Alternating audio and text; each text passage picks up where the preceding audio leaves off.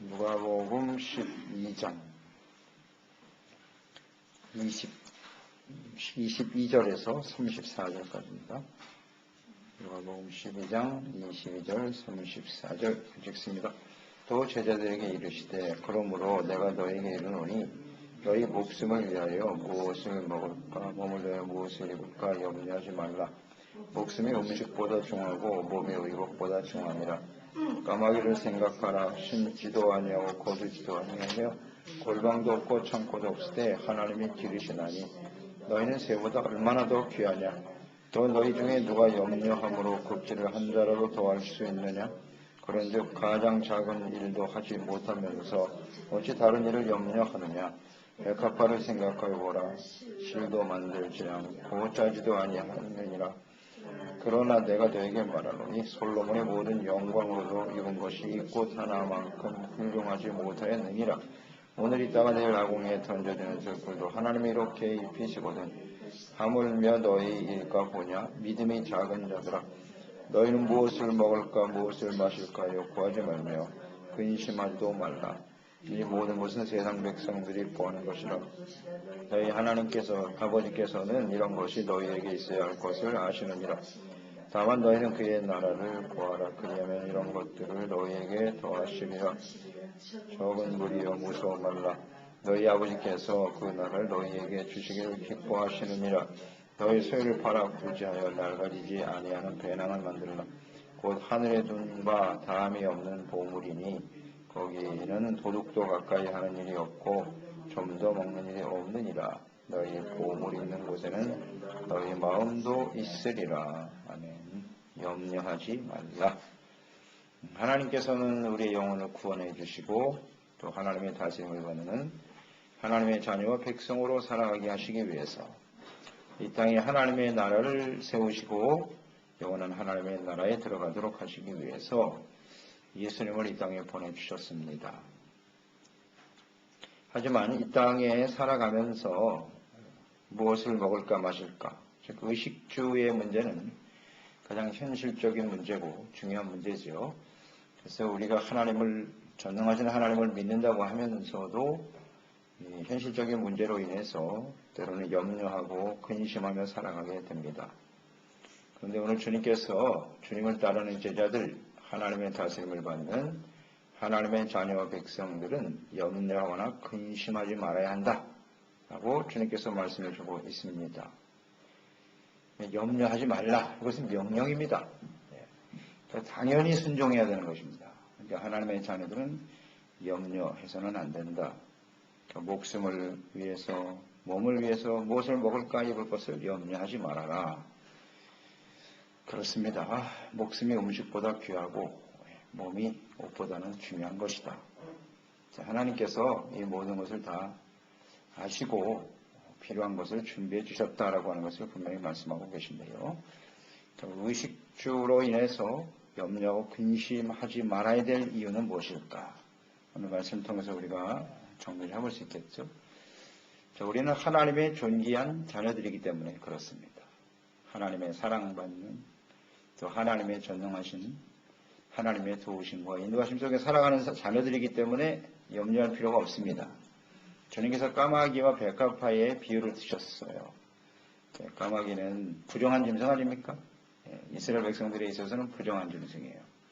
그런 부정한 짐승까지도 하나님께서 다 먹이시고 입히신다.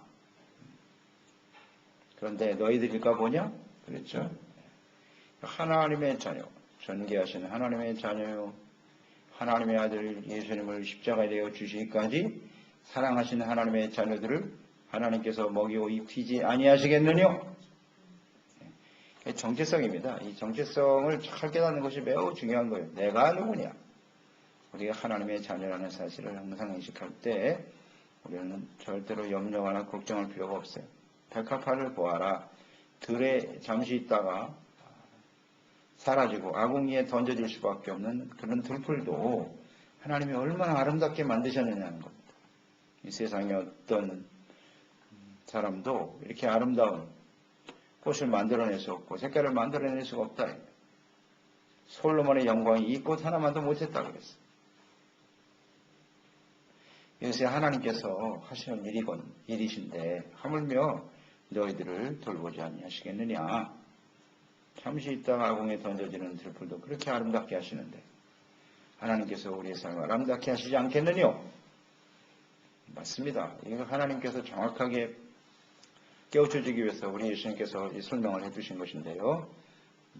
우리는 하나님의 자녀다라는 것을 우리는 확신하면서 무엇을 먹을까 근심하고 염려하는 사람이 되어서는 안 됩니다.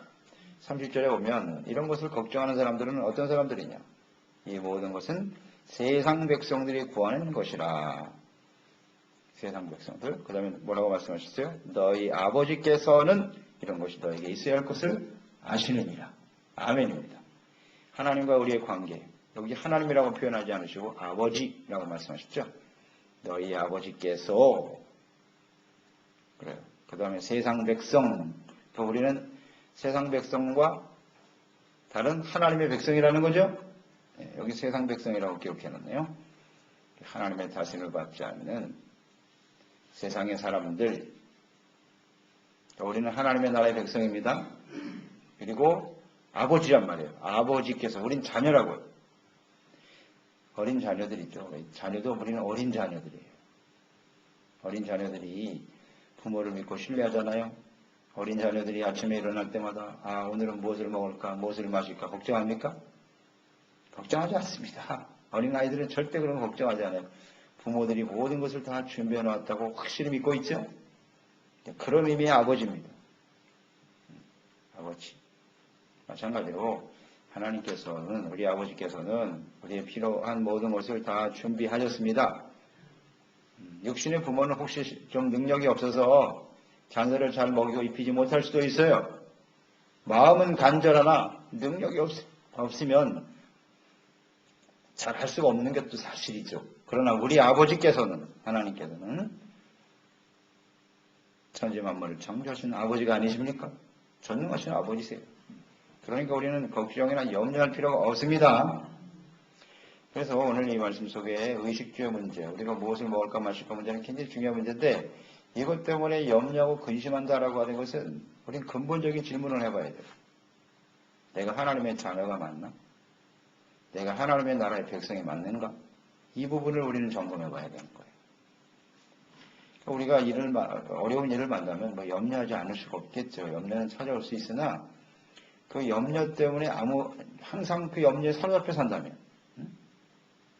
그 염려를 전혀 극복하지 못하는, 매 순간마다 염려 때문에 근심하며 살아간다면 이것은 하나님의 자녀인가? 이 문제에 대해서 좀 확실하게 우리는 질문을 해봐야 돼요.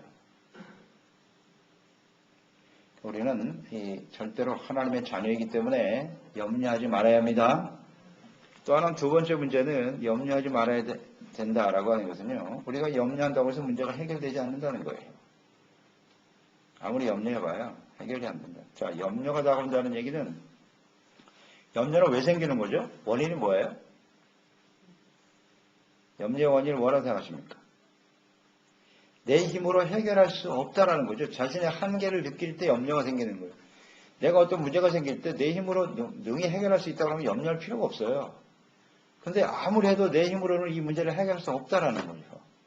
한계에 다다랐을 때 염려가 생기는 거예요. 마음이 이렇게 나누어지는 거라 그랬죠.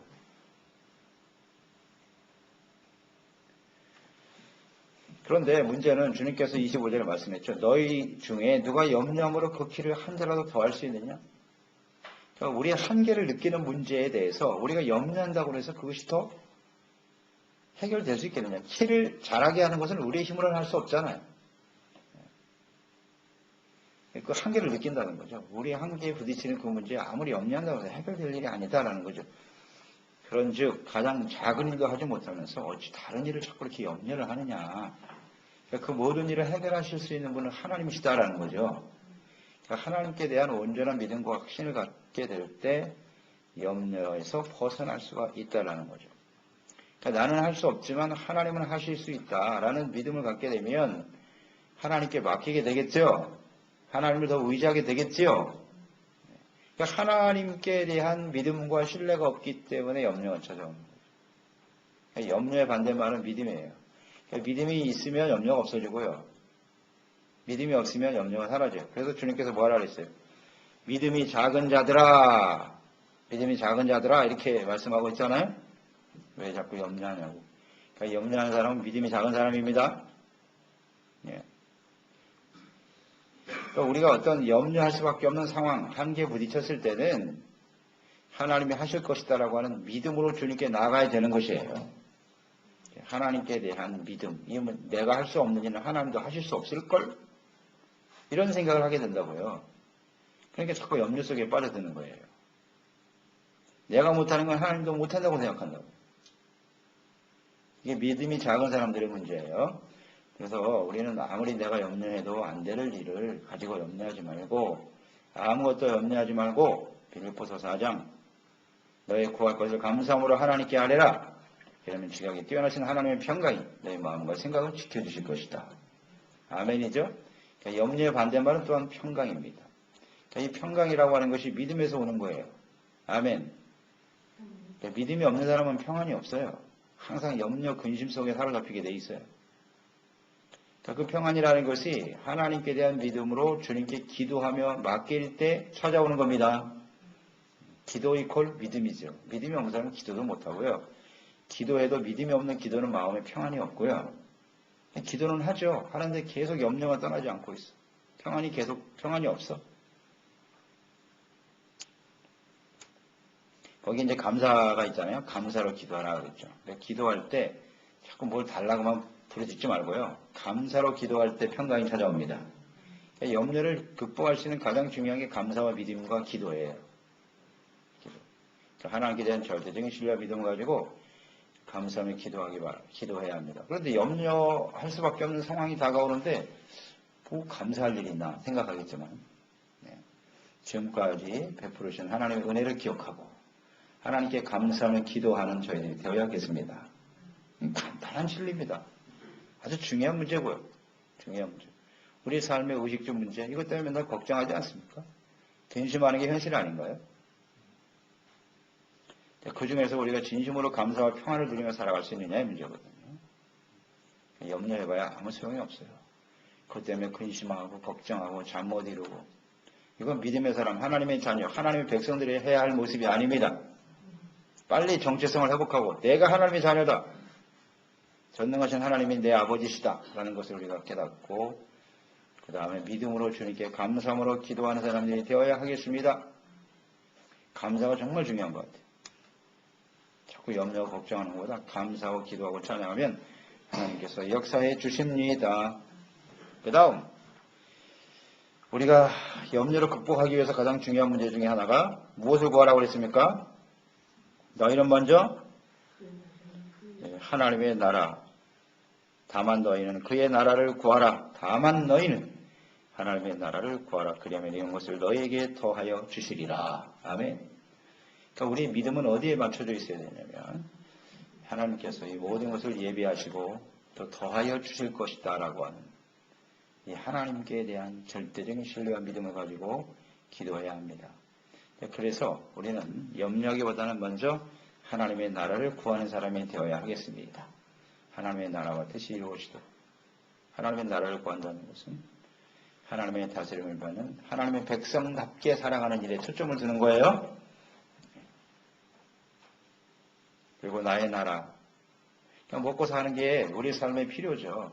그러나 그것만이 우리 삶의 목적은 아니다. 무엇을 먹을까 마실까가 중요한 문제인데 그것은 하나님의 나라를 세워가는 일에 하나님의 나라와 뜻을 이루어가는 데 필요한 하나의 수단일 뿐이지. 그것이 우리 삶의 목적은 아니잖아요. 삶의 우선순위. 어떤 게 더 중요하냐? 우선순위의 문제를 분명히 하나. 목적과 수단을 혼동하지 말라는 겁니다. 그래서 언제나 하나님의 나라를 세우고 이 땅에 하나님의 나라와 뜻을 이루기 위해서 하나님의 다스림을 받는 많은 하나님의 백성들이 세워지도록 하나님의 나라의 의롭고 거룩한 하나님의 자녀와 백성으로 살아가는 일에 초점을 두고 살아간다면 하나님께서는 모든 것을 더하여 주실 것입니다. 아멘이죠? 항상 잊지 말자고요. 삶의 우선순위와 목적을 분명히 해라. 간단한 문제입니다. 이것이 분명하게 세워지지 못하면 자꾸 염려에 사로잡히게 되는 거죠. 그래서 믿음의 문제를 점검하라. 삶의 정체성을 확인하라. 내가 누구냐? 그 다음에 삶의 우선순위를 점검하라. 이것만 잘 정리하면요. 염려와 근심의 문제는 금방 해결이 됩니다. 해결이 돼요. 원인을 알면 치료가 가능하죠. 그래서 염려와 근심을 극복하고 감사와 평안을 누리며 하나님의 나라와 뜻을 이루는 일에 헌신하는 삶이 되어야 하겠죠. 그런데 현실적으로 보면 분명 하나님이 약속을 하셨는데요. 이 의식주의 문제로 끊임없이 염려할 수밖에 없는 상황이 우리에게 벌어진단 말이에요. 그렇잖아요? 그게 사실이잖아요. 현실적인 문제고. 그럴 때는 우리는 어떻게 해야 돼요? 이걸 어떻게 받아들여야 돼요? 하나님은 모든 것을 더해 주시겠다고 약속하셨는데 더해 주시는 것 같지가 않아. 이건 뭐예요? 이건 무슨 상황이에요? 이건 우나 부르에바. 이게 바로 우나 부르에바예요. 우리의 중심이 하나님께 있는지, 삶의 우선순위가 하나님의 나라에 맞춰져 있는지, 우리가 하나님께 대한 온전한 믿음을 갖고 있는지, 우리가 하나님의 자녀라고 하는 이런 분명한 인식을 가지고 살아가고 있는지를 부르에바 하시는 거예요. 간단하잖아요. 하나님이 주시는 약속과 현실의 차이는 뭐냐 이거죠. 그거는 언제나 우나 부르에바입니다. 아셨죠? 하나님이 이렇게 보시는 거예요. 점검해 보시는 거라고. 너 진짜 하나님 백성 맞아? 하나님의 자녀 맞니? 나 하나님을 너의 삶을 다스리시는 하나님을 인정하고 있니? 이런 거예요.